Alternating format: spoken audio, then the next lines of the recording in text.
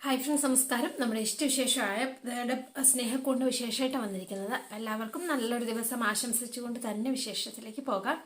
തുടങ്ങുമ്പോൾ തന്നെ കാണുന്നത് നമ്മുടെ എന്താ പറയുക, പുതിയതായിട്ട് സേതു ഏൽപ്പിച്ച ആ ആള് ജോലിയൊക്കെ പൂർത്തീകരിച്ച് ഇങ്ങനെ വന്നിരിക്കുകയാണ് കേട്ടോ. അപ്പൊ സദാശിവൻ എന്നൊക്കെ പേരൊക്കെ പറഞ്ഞാണ് അഡ്രസ്സൊക്കെ അയച്ചു കൊടുത്തിരുന്നു. അപ്പൊ കല്യാണം മുടങ്ങി. അതനുസരിച്ച് അദ്ദേഹം നേരെ സേതുവിന്റെ അടുത്തേക്ക് വന്നു. അപ്പം മിത്രേട്ടനും ഉണ്ട്. അപ്പം ഇന്നലെ എന്നെ വിളിച്ചിരുന്നു എന്ന് പറഞ്ഞു. ഏതവനാത്? എനിക്കറിഞ്ഞേ പറ്റൂ. ആരാണെങ്കിലും വെറുതെ വിടില്ല ഞാൻ. അവനല്ല സാറേ, അവളാ എന്ന് പറഞ്ഞു. ഒരു സ്ത്രീയാ എന്നെ വിളിച്ചത്. അവരെ വിളിച്ചിട്ട് ഈ കല്യാണവുമായിട്ട് മുന്നോട്ട് പോയാൽ ആ ഋതു ആത്മഹത്യ ചെയ്യുമെന്നും അവക്കുട്ടിക്ക് ഒരു ചെറുക്കനുമായിട്ട് അടുപ്പമുണ്ടോ എന്നും ഒക്കെയാണ് പറഞ്ഞത്. ആഹാ, എങ്കിൽ ആരാ അവള്? എനിക്കറിഞ്ഞേ തീരൂ എന്ന് പറഞ്ഞ് സേതു. ഇതാ സാറേ, ആ വിളിച്ച നമ്പർ ഇത് എന്ന് പറഞ്ഞ് സേതുവിന്റെ കയ്യിൽ ഒരു പേപ്പറിൽ എഴുതി ഈ ഫോൺ നമ്പർ കൊണ്ടുപോയി സേതുവിന്റെ കയ്യിലേക്ക് കൊടുക്കുകയാണ്. എന്നിട്ട് മിത്രേട്ടനോട് പറയാണ്, എന്റെ കാശ് മിത്രേട്ട കൊടുക്ക എന്ന് പറഞ്ഞപ്പോൾ മിത്ര ഇയാളെ കൂട്ടിക്കൊണ്ട് അപ്പുറത്തേക്ക് പോയി. അപ്പൊ സേതു ഈ ഫോൺ നമ്പർ ഇങ്ങനെ നോക്കി. എന്നിട്ട് ഇത് എവിടെയോ പരിചയമുള്ളൊരു നമ്പർ ആണല്ലോ, എവിടെയാ ഇത് ആരുടെ നമ്പരാ? അപ്പൊ കുറച്ച് നേരം ഇങ്ങനെ ആലോചിച്ചു. ശേഷം മൊബൈൽ ഇങ്ങനെ അടിച്ചു നോക്കുകയാണ്. അടിച്ചു നോക്കിയപ്പോഴാണ് അതേ പല്ലവിയുടെ ഫോൺ നമ്പർ. അപ്പൊ പല്ലവി എന്നാണ് കാണിക്കുന്നത് കേട്ടോ. അപ്പൊ പല്ലവിയുടെ ഫോണിലേക്ക് കോൾ ചെയ്യുന്നു. ഹലോ സേതുവേട്ടാ, എന്നാ സേതുവേട്ടാ വിളിച്ചത് എന്ന് ചോദിച്ചു. സേതു ഒന്നും മിണ്ടിയില്ല. വീണ്ടും ഇങ്ങനെ റിപ്പീറ്റ് ചെയ്തു കേട്ടോ. പക്ഷെ സേതു ആകെ സ്റ്റക്കായി പോയി. പല്ലവി ആണെന്ന് എനിക്ക് സേതുവിനെ വിശ്വസിക്കാൻ പോലും പറ്റിയില്ല എന്നുള്ളതാണ് സത്യം. അപ്പൊ ആകെ ഷോക്കായിട്ട് കുറേ നേരം ഇങ്ങനെ നിന്നു ആള്. അതിനുശേഷം പല്ലവി വീണ്ടും തിരിച്ച് സേതുവിന്റെ ഫോണിലേക്ക് വിളിച്ചു.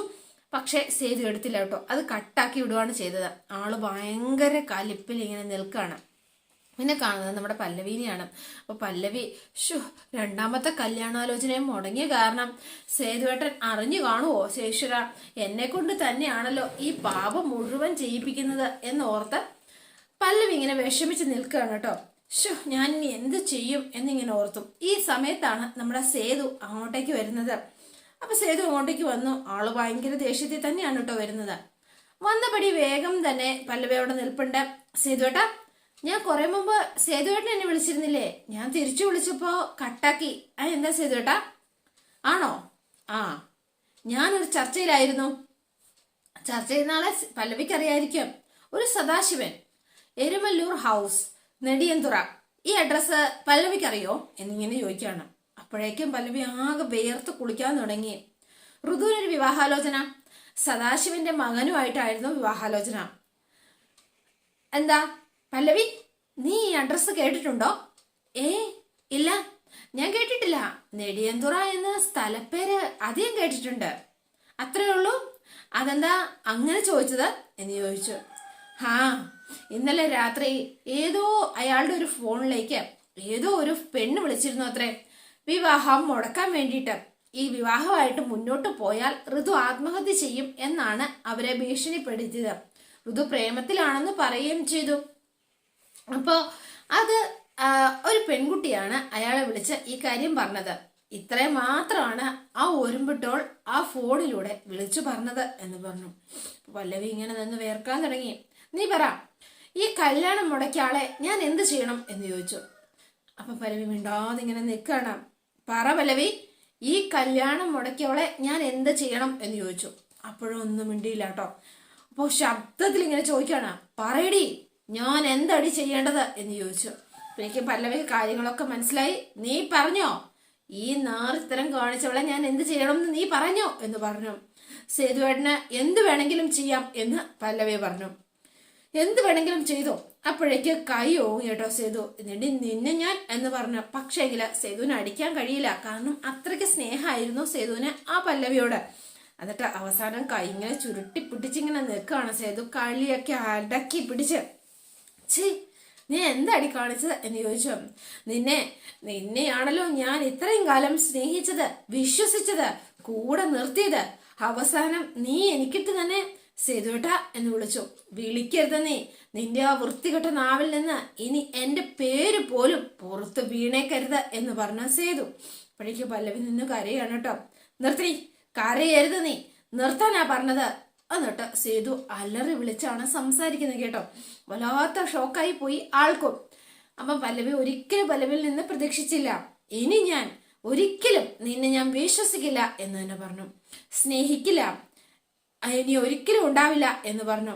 നിന്റെ മുഖം പോലും ഇനി എനിക്കിനി കാണണ്ട എന്ന് പറഞ്ഞു സേതു കേട്ടാ. അപ്പൊ നോക്കുമ്പോ ഇതെല്ലാം കേട്ട് ശോഭ അവിടെ നിൽപ്പുണ്ട് കേട്ടോ. ആ ഒരു ഭിത്തിയുടെ മറവിൽ ഇങ്ങനെ നിൽപ്പുണ്ടായിരുന്നു. ആളാകെ സ്റ്റക്കായാണ് നിൽക്കുന്നത്. ഇവന്റെ ഈ ഷൗട്ടിങ് ഒക്കെ കണ്ട് മോനെ സേതു നിനക്ക് എന്താ പറ്റിയത്? നീ എന്താ ഇങ്ങനെ? നീ ഇങ്ങനെയൊന്നും ആയിരുന്നില്ലല്ലോ. അമ്മയ്ക്കറിയോ എന്റെ ഋതുവിന്റെ കല്യാണം മുടക്കിയത് ആരാണെന്ന് അമ്മയ്ക്കറിയോ? ആരാ എന്ന് ചോദിച്ചു. ദേ നിൽക്കുന്നു ഇവളാ ആ കല്യാണം മുടക്കിയത് എന്ന് പറഞ്ഞു. അപ്പൊ ശോഭയ്ക്ക് ആകെ ഷോക്കായി പോയി. മോനെ അത് ആരെങ്കിലും മോനെ പറഞ്ഞു പറ്റിച്ചതാണെങ്കിലോ എന്ന് ചോദിച്ചോ. അതെ, ആരെങ്കിലും നുണ പറഞ്ഞതാണെങ്കിലോ എന്ന് ചോദിച്ചോ. ഒരു നുണയല്ല, ദേ സത്യമാ. അപ്പൊ പോക്കറ്റിൽ നിന്ന് ആ പേപ്പർ എടുത്ത് നേരെ ശോഭയുടെ കയ്യിലേക്ക് ഏൽപ്പിക്കുക. ഇന്നലെ കല്യാണം മുടക്കാൻ വേണ്ടിയിട്ട് ഇവള് വിളിച്ച ആ ഫോൺ നമ്പര് അയാള് എഴുതി കൊണ്ടുവന്ന് എന്റെ കയ്യിൽ തന്നതായത് എന്നിങ്ങനെ പറഞ്ഞു. അപ്പോഴേക്കും ആളാകെ ഇതായിപ്പോയി. ശോഭയും വല്ലാത്തൊരവസ്ഥയിലായി പോയി എന്ന് പറഞ്ഞാൽ മതിയല്ലോ. അപ്പോഴേക്കും ശോഭ ഇങ്ങനെ നോക്കാണ്. പല്ലവിയുടെ ആ ഒരു നിപ്പ് കണ്ടിട്ട് ശോഭയ്ക്ക് ദേഷ്യം വന്നിട്ട് പാടില്ല. ദൈവത്തെ ഓർത്ത് തൃപ്തിയായി അമ്മേ, തൃപ്തിയായി മോനെ സേതു എന്ന് പറഞ്ഞിട്ട് ഞാൻ പോവാ എന്ന് പറഞ്ഞ സേതു അങ്ങോട്ടേക്ക് കരഞ്ഞുകൊണ്ട് കണ്ണൊക്കെ തൂത്തിറങ്ങി പോവാണ് കേട്ടോ. അപ്പൊ ശോഭ നേരെ പല്ലവിയുടെ അടുത്തേക്ക് ചെന്നു. നേരെ എന്നിട്ട് പല്ലവി നേരാണോ? അവൻ പറഞ്ഞത് നേരാണോ എന്നാ ചോദിച്ചത്. അപ്പൊ ഇതൊന്ന് കരയാൻ തുടങ്ങി. പല്ലവി നിന്നോടാ ചോദിച്ചത്, നീയാണോ കല്യാണം മുടക്കിയതെന്ന്? ആണോടി, നീയാണോ? അതെ എന്ന് പറഞ്ഞു പല്ലവി. ഒറ്റയടിയായിരുന്നു കേട്ടോ. അപ്പം ഇപ്പുറത്തും കാരണക്കുറ്റി നോക്കി ശോഭ മാറി അടിച്ചു. എങ്ങനെ തോന്നിയടി നിനക്ക് ആ കുടുംബത്തോട് ഇങ്ങനെ എത്ര മാത്രം ദ്രോഹം ചെയ്യാനായിട്ട് എന്ന് ചോദിച്ചു. ഋതു പ്രഗ്നന്റാ എന്ന് പറഞ്ഞു. അത് കേട്ടപ്പോ ശോഭ അടുത്ത ഷോക്കായി പോയി. നീ എന്താ പറഞ്ഞത്? എന്താ പല്ലവി നീ പറഞ്ഞത് എന്ന് ചോദിച്ചു. അമ്മ പറ, മറ്റൊരാളുടെ ഭാര്യയായിട്ട് ജീവിക്കുന്നത് അവൾക്ക് ഒരിക്കലും തയ്യാറല്ല അവള്. അത് മാത്രമല്ല, അവൾ ആത്മഹത്യ ചെയ്യുന്നതിനേക്കാൾ ഭേദം വരുന്ന ആലോചന മുടക്കുന്നതാണെന്ന് എനിക്ക് തോന്നി. അതുകൊണ്ടാ നീ എന്താ ഇത് സേതുവിനോട് പറയാത്തത് എന്ന് ചോദിച്ചു. സത്യം പറഞ്ഞാല് ഇതിപ്പോ നിന്റെ ജീവിതം കൂടി തകർന്നു പോയില്ലേ. അപ്പൊ വേഗം തന്നെ ഇങ്ങനെ നിന്നിട്ട്, അതെ സേതുവേട്ടന് എന്നെ എപ്പോ ചീത്ത വിളിക്കാനെങ്കിലും പറ്റും, അല്ലെങ്കിൽ ഋതുവിന്റെ കാര്യം അറിഞ്ഞാല് ആ മനുഷ്യൻ തകർന്നടിഞ്ഞു പോകും അമ്മേ. ശരിക്കും സ്വന്തം ആത്മാഭിമാനം നഷ്ടപ്പെട്ട് ഒരിക്കൽ പോലും തല കുനിക്കാൻ ആ സേതുവേട്ടന് കഴിയില്ല. അല്ലെങ്കിൽ എനിക്ക് അങ്ങനെ സേതുവേട്ടനെ ഒരിക്കലും കാണണ്ട എന്ന് പറഞ്ഞാണ് പല്ലവിയുടെ കരച്ചില്. എന്റെ ഈശ്വര, ഇത് എന്തൊരു പരീക്ഷണാണ് ഇതെന്ന് ചോദിച്ചുകൊണ്ട് ശോഭയും നമ്മുടെ പല്ലവിയും കൂടി മാറി നിന്ന് അവരിങ്ങനെ കരയാണ്. പിന്നെ കാണുന്നത് പൊന്നുമ്പടത്തിലാണ്. അപ്പൊ പൂർണിമാമ ഒരു സാരിയൊക്കെ എടുത്തു വെച്ചിട്ട്, എങ്ങനെയുണ്ട്? എക്സലന്റ്. അല്ലെങ്കിൽ കല്യാണ സാരിയാണോ അതോ പുടവയാണോ അമ്മേ എന്ന് ചോദിച്ചോ. കല്യാണ സാരി എന്റെ പെണ്ണെ, പല്ലവി പ്രത്യേകം ആഗ്രഹിച്ച് സെലക്ട് ചെയ്ത ഡിസൈനാ. കാഞ്ചീപുരത്തെ വിവേഴ്സിന് അയച്ചു കൊടുത്ത് അവരെടുത്തത് നെയ്തെടുത്തിരിക്കുന്ന സാരിയാ. നന്നായിട്ടുണ്ടല്ലേ ചേച്ചി? ആ കൊള്ളാം എന്ന് പറഞ്ഞു. അപ്പൊ ഋതുവും അവിടെ നിൽപ്പുണ്ട് കേട്ടോ, സ്വാതിയോടെ. അപ്പൊ സ്വാതി വേറൊന്നും എടുത്തിട്ട്, ഇതെന്താ അമ്മേ? ഇതോ? അത് ഞാൻ കാണിച്ചു തരാം. അപ്പൊ ഒരു താലിമാലയാണ് കേട്ടോ. താലിമാല പണിയിപ്പിക്കേണ്ടത് ചെറുക്കന്റെ കൂട്ടുകാരല്ലേ, അതുകൊണ്ട് ഞാൻ പ്രത്യേകം പറഞ്ഞു പണിയിപ്പിച്ചതാ. എങ്ങനെയുണ്ട്? നന്നായിട്ടുണ്ട് എന്ന് പറഞ്ഞ സ്വാതി. അപ്പൊ ഋതുവിനോട് ചോദിക്കടാ, പല്ലവി ചേച്ചിക്ക് കോൾ അടിച്ചല്ലോ എന്ന സ്വാതി. ഇതൊക്കെ കാണുമ്പോ വലിയ സന്തോഷമാവുമായിരിക്കും അല്ലേ? അപ്പൊ അതെ, ഇതൊക്കെ കണ്ടിട്ട് കല്യാണം കഴിക്കണമെന്ന് വല്ല മോഹം തോന്നുന്നുണ്ടോ എന്ന് ഋതുവിനോട് സ്വാതി ഒന്ന് ചോദിച്ചു. ഒന്നും മിണ്ടിയില്ല. ആളിങ്ങനെ മോഹം ധരിച്ചു പിടിച്ചിങ്ങനെ നിൽക്കുകയാണ്. ഈ സമയത്താണ് സേതു വരുന്നത്. മോനെ സേതു എന്ന് വിളിച്ചു. ദേ കല്യാണത്തിന് വേണ്ടിയിട്ട് അമ്മ പല്ലവിക്കായിട്ട് പ്രത്യേകം നെയ്തെടുത്ത സാരിയാ. ദേ നോക്ക്, ദേ താലിമാലയും പണിയിച്ചിട്ടുണ്ട് എന്ന് പറഞ്ഞു. അപ്പൊ സേതുവിന്റെ മുഖത്ത് ഒരു സന്തോഷമില്ല കേട്ടോ. ആള് ഭയങ്കര ഇതായിട്ടിരിക്കുവാണ്. എന്താടാ മോനെ, നിനക്ക് എന്താ ഇതൊന്നും ഇഷ്ടായില്ലേ? നെയ്തെടുത്ത സാരിയുടെ ഭംഗിയോ പിന്നെ എന്താ പറയാ പണിയിപ്പിച്ച താലിയുടെ തൂക്കം ഒന്നും അല്ലമ്മേ. വിവാഹ ജീവിതത്തിൽ പ്രധാനം പിന്നെ പരസ്പര വിശ്വാസം, അതാണ് ഏറ്റവും പ്രധാനം എന്ന് പറഞ്ഞു. കൂടെ നിന്ന് ചതിക്കുന്നവരെ എത്ര പൊന്നെണീച്ചിട്ടോ അല്ലെങ്കിൽ ശരിക്കും പട്ടിൽ പൊതിഞ്ഞിട്ടോ ഒന്നും ഒരു കാര്യമില്ല എന്ന് പറഞ്ഞു. അപ്പൊ ഋതു അവിടെ നിൽപ്പുണ്ട്. ഋതുവിന്റെ മുഖത്ത് നോക്കിയിട്ട്, നിന്റെ കല്യാണാലോചനകൾ വന്ന് മുടങ്ങിയപ്പോ ഞാൻ വിചാരിച്ചു നിന്നെ ഞാൻ ചെറുതായിട്ടെങ്കിലും ഒന്ന് സംശയിച്ചു ഋതു. മോളെ സോറി മോളെ, നീ എന്നോട് ക്ഷമിക്കണം എന്ന് സേതു പറഞ്ഞിട്ട് സേതു അകത്തേക്ക് അങ്ങ് കയറിപ്പോയി. അപ്പൊ ഋതുവിന് എന്തോ പോലെ ആയിപ്പോയി കേട്ടോ. എന്തൊക്കെയാ അവൻ പറഞ്ഞിട്ട് പോയത്? ഇതെന്തു പറ്റി അവന്? പല്ലവി ചേച്ചിയായിട്ട് പിണങ്ങിയെന്ന് തോന്നുന്നു അമ്മേ എന്ന് സ്വാതി. അതൊന്നുമല്ല, സൗന്ദര്യപ്പിണക്കാണെന്നൊന്നും എനിക്ക് തോന്നുന്നില്ല മോളെ എന്ന് പറഞ്ഞ പൂർണിമ. അപ്പോഴേക്കും ഋതുവിനും ആകെ ടെൻഷനായി. എന്താ സംഭവിച്ചത് എന്ന് ഋതുവിനും അറിയില്ലല്ലോ. ഇനിയിപ്പോ ഇവരുടെ പേര് പറഞ്ഞ് ഉറപ്പായിട്ടും അടിയായി കാണുമെന്ന് നമ്മുടെ ഋതുവിനും ഏകദേശമൊക്കെ ഒരു ധാരണ കിട്ടിയിട്ടുണ്ട് കേട്ടോ. നമ്മുടെ ഹരിനെയാണ്. അപ്പൊ ഹരി പുതിയ ഷർട്ടിന്റെ പരസ്യമായിട്ട് ഇറങ്ങിയിരിക്കുകയാണ് കേട്ടോ.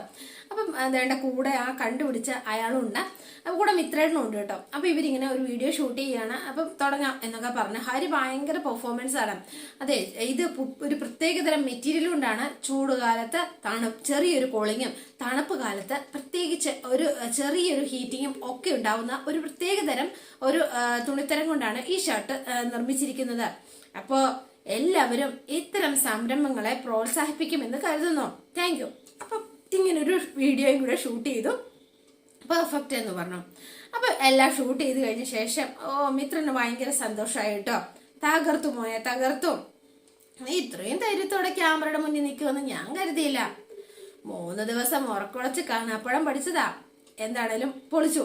എനിവേ ചെറിയ രീതിയിലാണെങ്കിലും നന്നായി തന്നെയാണ് നമ്മുടെ തുടക്കം. താങ്ക് യു സർ എന്ന് പറഞ്ഞു. അപ്പൊ ഒരു വെരി ബെസ്റ്റ് എന്നൊക്കെ പറഞ്ഞ് അദ്ദേഹം എല്ലാ പ്രോത്സാഹനവും ഹരിക്ക് കൊടുക്കുകയാണ് കേട്ടോ. അപ്പൊ ഹരി ഭയങ്കര ഹാപ്പിയാണ്. അപ്പൊ സേതു ദേണ്ട ആകെ കരഞ്ഞു വിളിച്ച് സങ്കടപ്പെട്ട് ദേണ്ട അവിടെ പോയി കിടക്കുകയാണ്. പല്ലവിയായിട്ട് പിണങ്ങിയല്ലോ. ആൾക്ക് ഭയങ്കര സങ്കടമായി പോയി. പല്ലവി ഒരിക്കലും തന്നെ ഇങ്ങനെ ചെയ്യുമെന്ന് സ്വപ്നത്തിൽ പോലും സേതു വിചാരിച്ചിരുന്നില്ല. പക്ഷേങ്കിൽ സത്യം അറിയാൻ സേതു ഇതുവരെയും കൂട്ടാക്കിയിട്ടില്ല എന്നുള്ളതാണ് മറ്റൊരു സത്യം.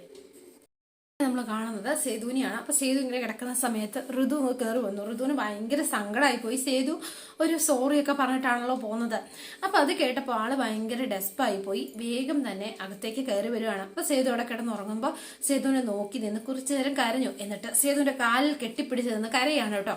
അപ്പൊ സേതു അങ്ങനെ വേഗം ചാടി എണീറ്റു. മോളെ, നീ എന്തിനാ കരയുന്നത്? എന്തിനാ നീ എന്താ സങ്കടപ്പെടുന്നത് എന്നൊക്കെ ചോദിച്ച് വേഗം സേതു നമ്മുടെ ഋതുവിനെ പിടിച്ചെഴുന്നേപ്പിച്ചു. എന്താ എന്ന് ചോദിച്ചു. അല്ല സോറി സേതു ഏട്ടാ. എന്തിനാ നീ എന്തിനാ എന്നോട് സോറി പറഞ്ഞത്? കുറച്ചു മുന്നേ സേതുവേട്ടൻ എന്തിനാ എന്നോട് സോറി പറഞ്ഞത് എന്ന് ചോദിച്ചു. അത് മോള് കല്യാണം മുടക്കാനായിട്ട് എന്തെങ്കിലും നീയായിട്ടായിരിക്കും ചെയ്തിരിക്കുക എന്നാണ് ഞാൻ വിചാരിച്ചത്. പക്ഷേങ്കില് അത് നീ അല്ല എന്ന് എനിക്ക് മനസ്സിലായി. പല്ലവിയാണ് ഇതിന്റെ പിന്നില്. പല്ലവിയാ നിന്റെ കല്യാണം മുടക്കിയത്. ഇന്ദ്രന് വേണ്ടിയിട്ട് അവള് കൊട പിടിച്ചു കൊടുത്തു എന്നുള്ളതാ സത്യം എന്ന് പറഞ്ഞു. അപ്പോ വേഗം തന്നെ ഋതു പറയാണ്, ഞാൻ പറഞ്ഞിട്ടാ പല്ലവി കല്യാണം മുടക്കിയത് എന്ന് വേഗം തന്നെ ഋതു സേതുവിന്റെ മുന്നിൽ നിന്ന് പറയണം കേട്ടോ. ഋതു, നീ എന്താ ഈ പറയുന്നത് എന്ന് ചോദിച്ചു. അതേ സേതുവേട്ടാ, ജിത്തിന്റെ മാത്രമല്ല, എന്റെ താല്പര്യം കൂടി ആയിരുന്നു ആ കല്യാണം മുടക്കല്. എന്താ ഋതു നീ പറയുന്നത് എന്ന് ചോദിച്ചു. എന്റെയും ജിത്തിന്റെയും കല്യാണം സേതുവേട്ടൻ അതൊന്ന് നടത്തി തരണം. നടക്കില്ല എന്ന് പറഞ്ഞ സേതു. അതെന്താന്ന് വെച്ചാല് നീ വെറുതെ വാശി പിടിക്കല്ലേ. അതല്ല, എനിക്ക് അപ്പോ നീ കരഞ്ഞ് കാല് പിടിച്ച് പല്ലവിയെ വശത്താക്കിയതായിരിക്കും അല്ലേ? എന്താ, എന്റെ മുന്നില് വേറെ വഴിയൊന്നും ഇല്ല സേതുവേട്ടാ. അത് പല്ലവി മനസ്സിലാക്കി. അതുകൊണ്ടാ സേതുവേട്ടനോട് എന്നെ ഒന്ന് മനസ്സിലാക്ക്. ഒരു പ്രേമം അതെല്ലാവർക്കും സംഭവിക്കാം. പക്ഷെ കൊള്ളില്ല എന്നറിഞ്ഞ അത് പിന്തിരിഞ്ഞ് നടന്നേക്കണം. പതിയെ പതിയെ അതങ്ങ് മറന്നേക്കണം. നടക്കില്ല എന്ന് വേഗം മൃദു പറയാണ്. അപ്പൊ സേതു ഇങ്ങനെ നോക്കി. അതെ, മറ്റൊന്നുമല്ല, നടക്കില്ല സേതുവേട്ട എന്ന് പറഞ്ഞു. എന്തുകൊണ്ട് ഇല്ല? അതെനിക്കറിയണം. ദുർവാശിയല്ലേ നിന്റേത് എന്ന് ചോദിച്ചു. അല്ല, ഒരിക്കലും അല്ല, ദുർവാശിയല്ല എന്ന് പറഞ്ഞു. അവസാനം ഋതു ഇങ്ങനെ കുറെ നേരം നിന്നിട്ട് ഞാൻ ഗർഭിണിയാ എന്നോട് ചേർത്തു. അപ്പം ഇത് കേട്ട സേതു ആകെ ഷോക്കായി പോയി കേട്ടോ. സേതു കുറച്ചു നേരം ഇങ്ങനെ പുറകോട്ടങ്ങ് പോയി. ഋതു നീ എന്താ പറഞ്ഞത് എന്നിങ്ങനെ ചോദിച്ചു. ഡോക്ടർ അത് കൺഫേം ചെയ്തു. അതുകൊണ്ട് അത് പല്ലവിക്കും അറിയാം എന്ന് പറഞ്ഞു. അപ്പൊ സേതു ഇല്ല, ഒരിക്കലും അത് അംഗീകരിച്ചു കൊടുക്കാൻ സേതുവിന് കഴിയുന്നില്ല. അപ്പൊ സേതു കുറേ നേരം മിണ്ടാതെ ഇങ്ങനെ നിന്നു കേട്ടോ. അപ്പൊ പല്ലവിനെയാണ് ഇത്രയും നേരം കുറ്റപ്പെടുത്തി സങ്കടപ്പെടുത്തി ഒക്കെ ചെയ്തത്. അപ്പം വേഗം തന്നെ എനിക്ക് എൻ്റെ കുഞ്ഞിനെ വേണം, അത് കഴിഞ്ഞിട്ട് ശേഷം എനിക്ക് അതിനെ വളർത്തുകയും ചെയ്യണം, ജിത്തിന്റെ ഭാര്യയായി തന്നെ എനിക്ക് ജീവിക്കണം സേതുവേട്ട എന്ന് സേതുവിനോട് ഇങ്ങനെ പറയാണ്. അപ്പൊ സേതുവിന് വേറെ നിവൃത്തിയൊന്നുമില്ല. സേതു ഇത്രയും നാളും ഇവക്ക് വെറും ഒരു പ്രണയം മാത്രമാണ് എന്നാണ് ഇത്രയും ദിവസവും വിചാരിച്ചു വെച്ചിരുന്നത്. പക്ഷെ ഇത് കേട്ട് ആകെ സ്റ്റോക്ക് എന്താ പറയാ ഭയങ്കര ഇതായി പോയി. എന്നിട്ട് കുറേ നേരം നിന്നു. എങ്ങനെയെങ്കിലും സേതുവേട്ടൻ ഇത് നടത്തി തരണം, സേതുവേട്ടൻ എതിര് പറയരുത് എന്നുകൂടി ചേർത്തു. സത്യമൊക്കെ സേതുവിന് മനസ്സിലായി. സേതു ഇങ്ങനെ കുറേ നേരം കരയുകയും വിളിക്കുകയും ഒക്കെ ചെയ്തിട്ട് ആളെ ഒന്നും മിണ്ടാതെ അങ്ങനെ ഇരിക്കുകയാണ് കേട്ടോ. പിന്നെ നാളെ നേരെ പല്ലവിയുടെ അടുത്തേക്കാണ് ചെല്ലുന്നത്. അപ്പൊ അതോടെയാണ് ഇന്നത്തെ വിശേഷം അവസാനിക്കുന്നത്. ഇനി നാളത്തെ വിശേഷം ഇതിലും ഗംഭീരമാണ്. അപ്പൊ എല്ലാവരും വെയിറ്റ് ചെയ്യുക. ഇഷ്ടപ്പെട്ടുവെങ്കിൽ ലൈക്ക് ചെയ്യാനും ഷെയർ ചെയ്യാനും മറക്കല്ലേ. തൊട്ടടുത്ത ആ ബെൽ ബട്ടൺ കൂടെ ഒന്ന് ഞെക്കുകയാണെങ്കിൽ ഞാൻ ഇടുമ്പോൾ തന്നെ നോട്ടിഫിക്കേഷൻ ലഭിക്കുന്നതായിരിക്കും. പുതുപുത്തൻ വിശേഷമായിട്ട് എത്താം. Bye and see you again.